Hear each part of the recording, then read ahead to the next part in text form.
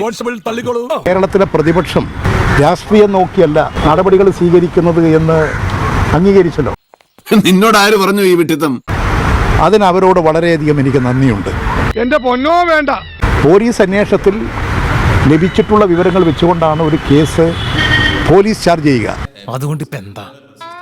അല്ല ഒന്നുമില്ല. ഇനി അതിന്റെ മറ്റു നടപടിക്രമങ്ങൾ എന്ന് പറയുന്നത് കോടതിയിൽ വന്നാൽ കോടതിയിൽ പ്രൂഫ് ചെയ്യലാണ്. ആയിക്കോട്ടെ. കോടതിയിൽ ആ കേസ് പ്രൂഫ് ചെയ്യുമ്പോൾ ഇതിൽ UDFന്റെ പങ്കാളിത്തം എനിക്കറിയാൻ തന്നെ ചോദിക്കുന്നത് എന്ത് സുഖം ഇതിനകത്ത് കിട്ടുന്നത് വന്നപ്പോ തുടങ്ങിയാണല്ലോ. ഇപ്പൊ ഞാൻ പറയുന്നതാണോ? അതുപോലെ തന്നെ അതിൽ യൂത്ത് കോൺഗ്രസ് നേതാവിന്റെ പങ്കാളിത്തം. ഈ നായിന്റെ മോനെ ഇനി ഞാൻ കൊന്നുകളയും. നീ എന്ത് പറഞ്ഞാലും എന്തിനാണ് അമേരിക്ക പോകുന്നത്? അതിന്റെ പിന്നിൽ പ്രവർത്തിച്ചിട്ടുള്ളവർ ഇതെല്ലാം കോടതിയുടെ വിചാരണക്ക് വരുമ്പോഴാണ് പുറത്തു വരിക. നിങ്ങൾ എല്ലാവരും എന്നോട് ക്ഷമിക്കണം. ഹിന്ദു നിരപരാധിനിയാണ് എന്നതുപോലെ തന്നെ ഇവനും നിരപരാധനാണ്. ഇപ്പോൾ പോലീസിന്റെ പ്രാഥമികമായ ഒരു അന്വേഷണത്തിൽ പോലീസ് കണ്ടെത്തിയ കാര്യങ്ങൾ വെച്ചുകൊണ്ട് പോലീസ് കോടതിയിൽ ഒരു സ്റ്റേറ്റ്മെന്റ് കൊടുത്തു.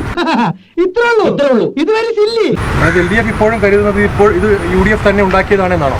അതിലെന്താ സംശയം? ഇനി കോടതിയിൽ വരട്ടെ. എല്ലാ കാര്യങ്ങളും കോടതിയുടെ മുമ്പാകെ ഞങ്ങളും ഹാജരാക്കും. അങ്ങനെ പറഞ്ഞു കൊടുക്കണ രമണ. ഷാഫി പറമ്പലിന്റെ പേര് പരാതി കൊടുക്കാം. പക്ഷെ ഞങ്ങൾ ഇങ്ങനെ പരാതി കൊടുത്ത് നടക്കാൻ വേണ്ടി നിൽക്കുന്നവരല്ല.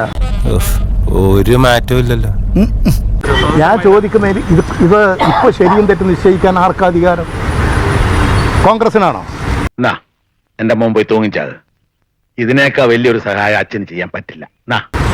ഇത് നിശ്ചയിക്കേണ്ടത് കോടതിയാണ്. കോടതിയിൽ വരട്ടെ.